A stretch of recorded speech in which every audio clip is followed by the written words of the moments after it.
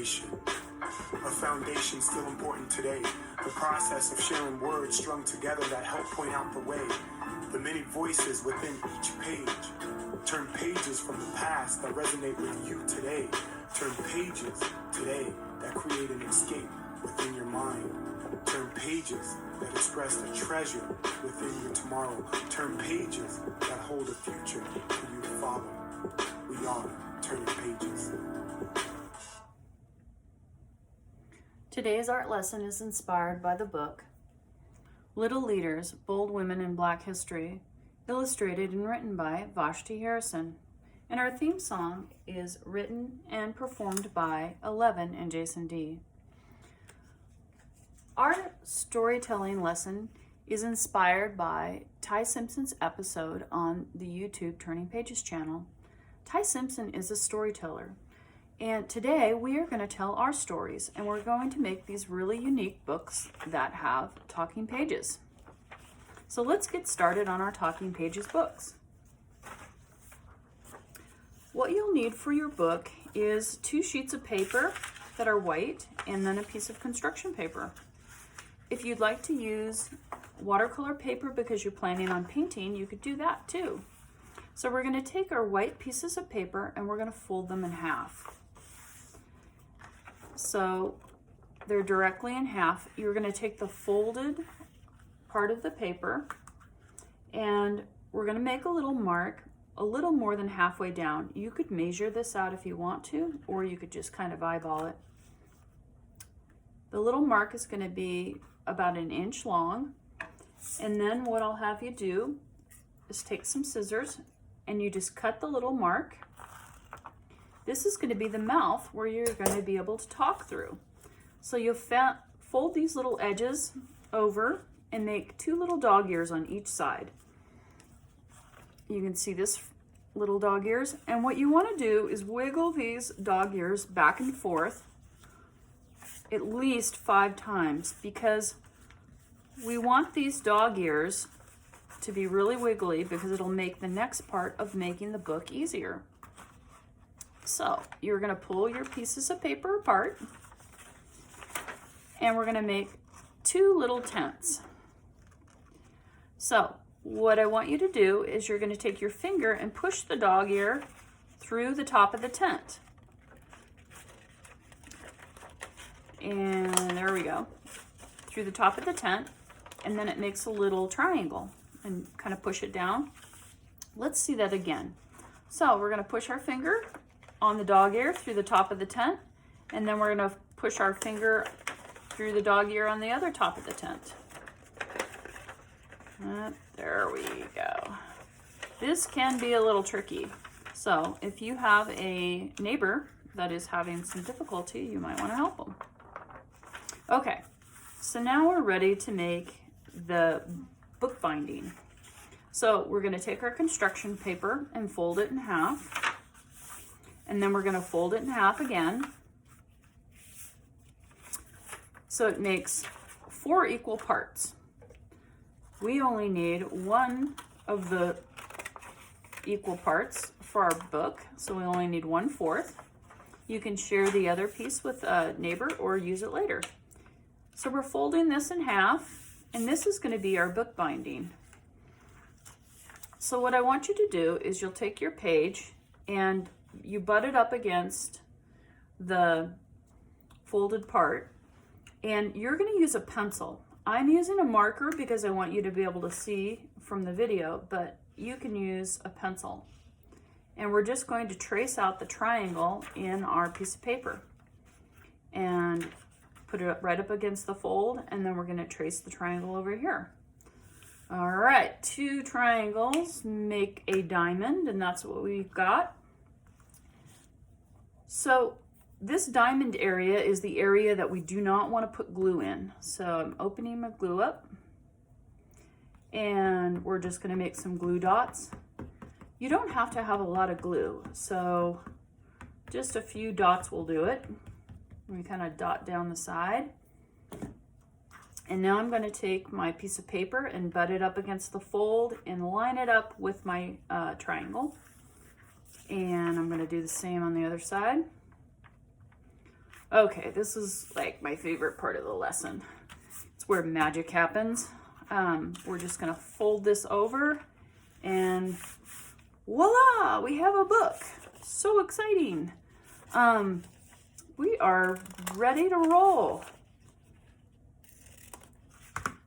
So here's our book and we're ready to start telling some stories. So the first page of our book is going to be all about you. And we're going to do a self-portrait. A portrait is a really special type of picture. It's a picture just of your head, your neck, and your shoulders. So I'm going to have you draw your self-portrait with your pencil, but I'm going to do it with a marker so that you can see it on the video. We already have our lips, and so I'm just going to draw some lips right here to outline our mouth so that you can see it move a little bit better. And then the next thing I'm going to draw is noses.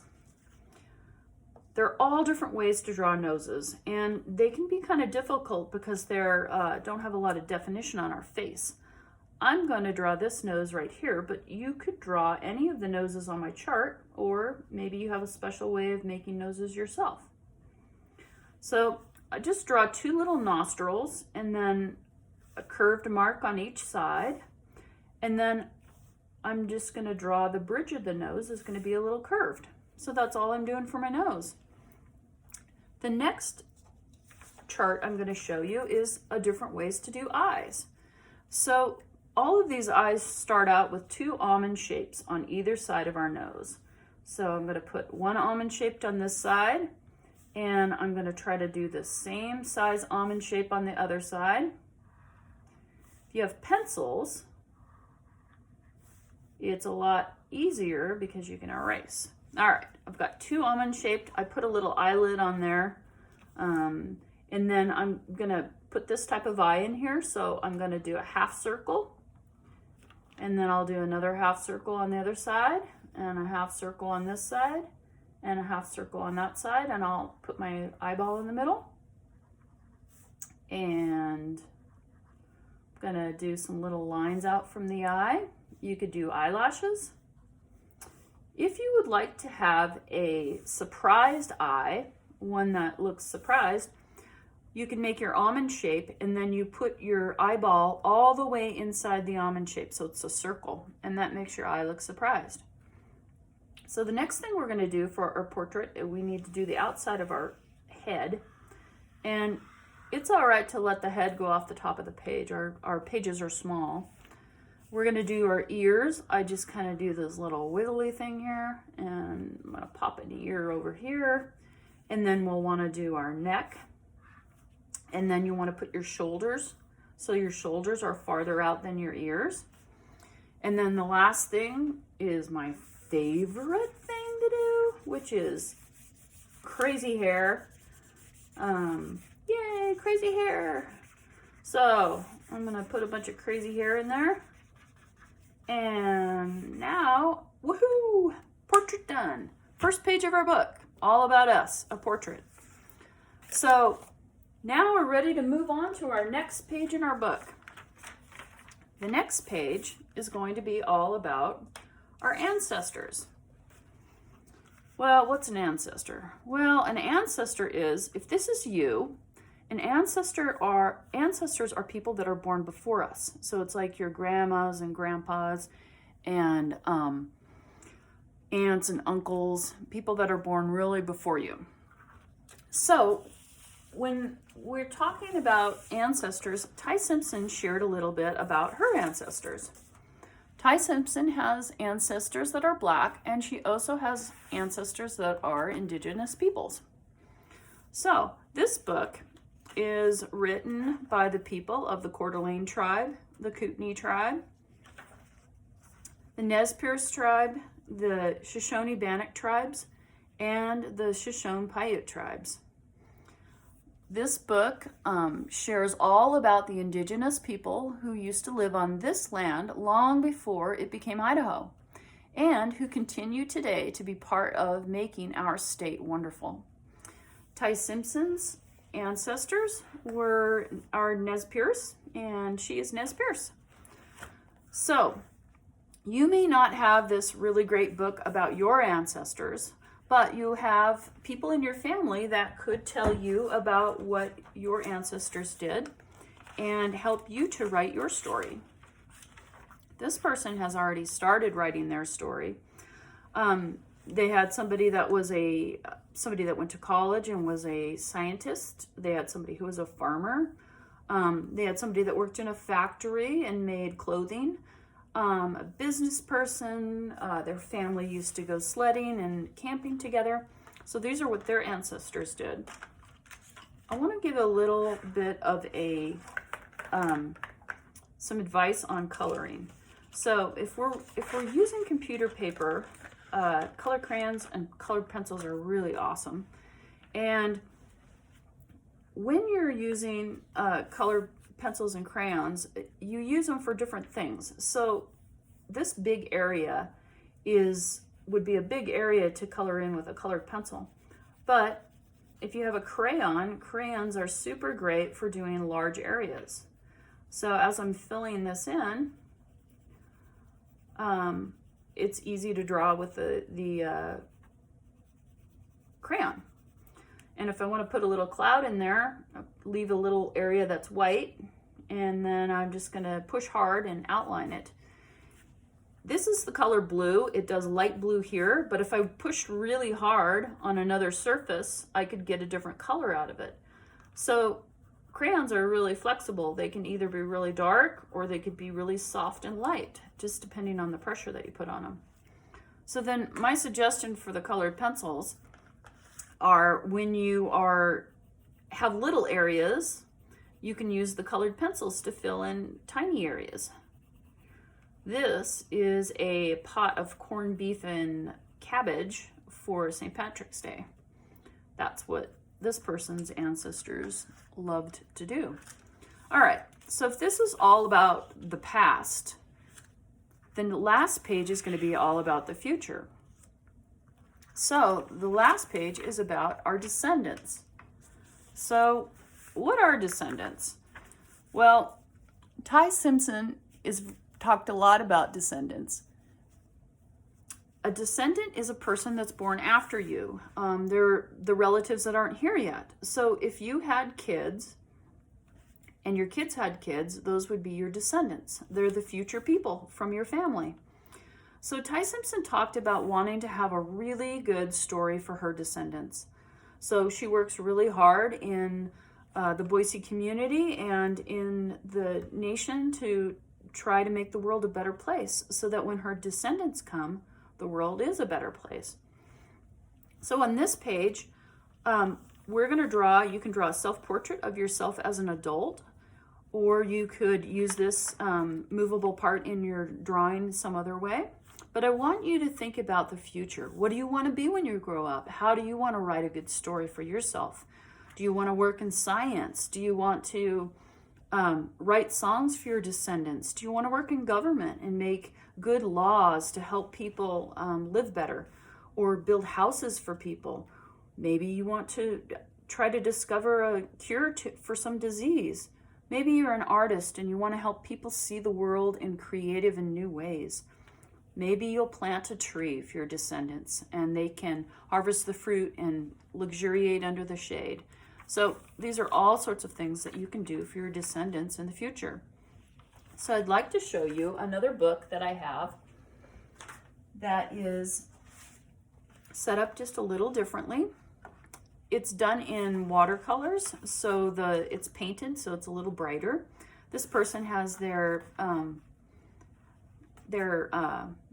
portrait on the first page, and then in the middle part, they have illustrations of their ancestors, and then they have illustrations of what their family are doing. So when we talked about the original book, we talked about Vashti Harrison being an illustrator of Little Leaders. Well, you are an illustrator of your book, and these are illustrations. Illustrations are pictures that tell a story. And in this story, the pictures are telling about this person's family came from the Congo in Africa.